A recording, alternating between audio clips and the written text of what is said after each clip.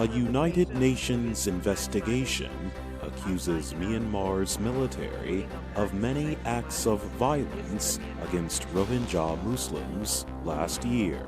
The UN is calling for legal action against Myanmar's top generals.